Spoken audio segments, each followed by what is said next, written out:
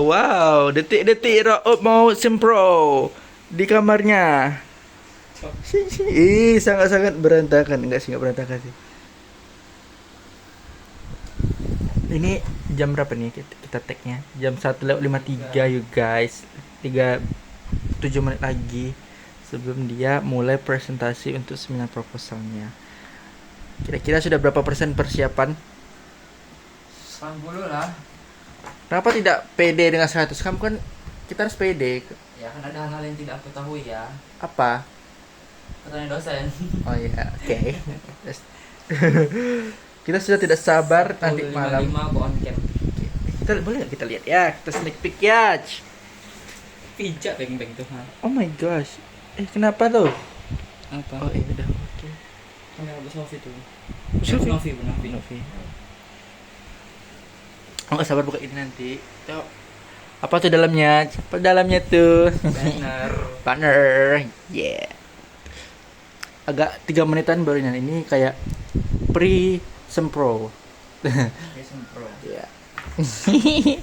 Tadi si Pro giniin juga tapi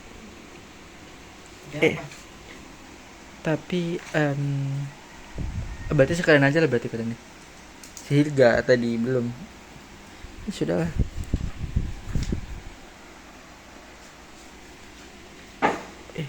Yang abang-abang skipping tuh yang kiri atau kanan?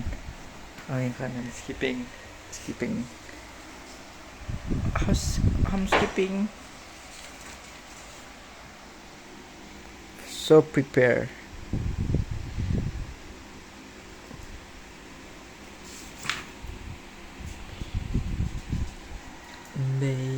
Baby. Wow, first light. Okay. I was running that's the pajama flashlight. Get me. Apa nih waktu jam 10 di HSC ya? What's that? Oke guys, ini masih pre-sempro. Nanti aku akan update lagi. Bye. Shoo.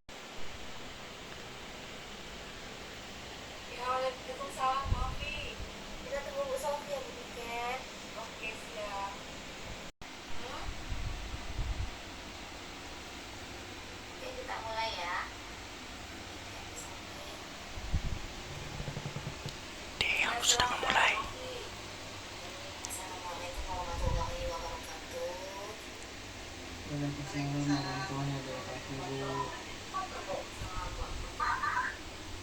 Berjumpa lagi ya Buniken dan Bu Sofi bergabung di kita dari yang pagi tadi ya dengan personil yang sama.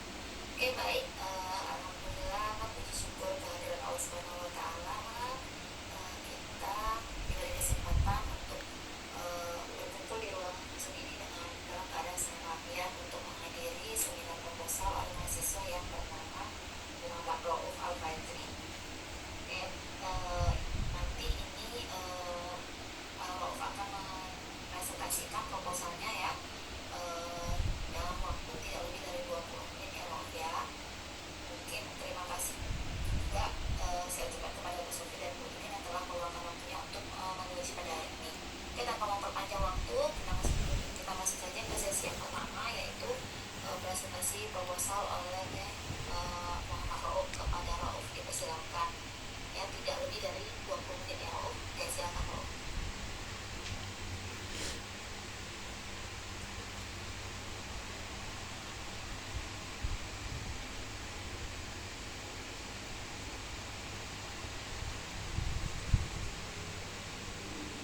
Oke, baik, terima kasih Ibu. Izin saya mulai. Assalamualaikum warahmatullahi wabarakatuh.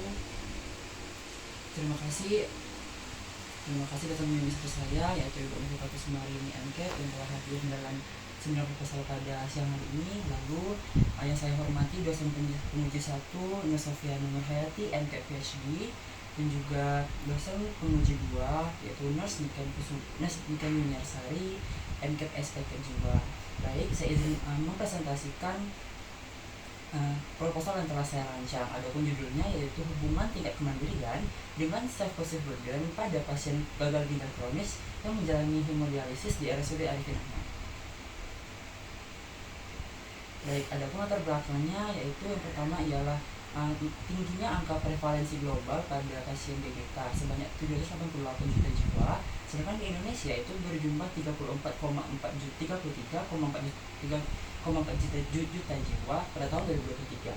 Sedangkan di Pekanbaru itu terdapat 149 pada tahun 2024, meningkat hingga 160 pada tahun 2025 dan 163 tersebut selama lebih dari 3 bulan yang mengakibatkan gangguan fungsi filtrasi dan hemostasis tubuh, serta pada stadium lanjut memerlukan terapi pengganti ginjal untuk mempertahankan kehidupan pasien. Yang kedua ialah hemodialisis, yaitu prosedur medis pengganti fungsi ginjal yang dilakukan secara ekstrakorporeal dengan mengalirkan darah pasien melalui membran semi-permeable buatan atau dialyzer. Yang ketiga ialah kemandirian, yaitu kemampuan individu untuk melakukan aktivitas perawatan diri dan memenuhi kebutuhan dasar sehari-hari. Adapun analisa bivariat digunakan untuk menganalisis hubungan antara tingkat kemandirian dengan self positive burden menggunakan uji chi-square dengan nilai alfa 5%. Ini baik, berikut merupakan etika penelitian. Yang pertama ialah informed consent. Sebelum dilakukan penelitian, jika pasien menyetujui, pasien akan diberikan informed consent dan juga pasien berhak menolak atau mengundurkan diri selama penelitian. Lalu anonymity, pasien akan dirahasiakan identitasnya, tidak akan diberikan nama di kolom kuesioner dan juga melainkan inisial atau kode. Lalu confidentiality, yaitu data responden dijaga kerahasiaannya dan juga hanya digunakan kepentingan untuk kepentingan penelitian, serta dokumentasi yang memperlihatkan wajah responden akan disensor saat dokumentasi. Lalu non maleficence, yaitu tidak membahayakan subjek penelitian, di mana pada penelitian ini tidak memberikan perlakuan kepada responden sehingga penelitian ini tidak menimbulkan risiko pada responden. Lalu selanjutnya adalah beneficiency, yaitu penelitian ini dapat memberikan manfaat bagi responden, tenaga kesehatan, baik perawat dan juga institusi pelayanan kesehatan serta keluarga sebagai tambahan informasi dan juga pengembangan ilmu keperawatan. Baik, ini merupakan daftar pustaka yang saya gunakan di dalam PowerPoint.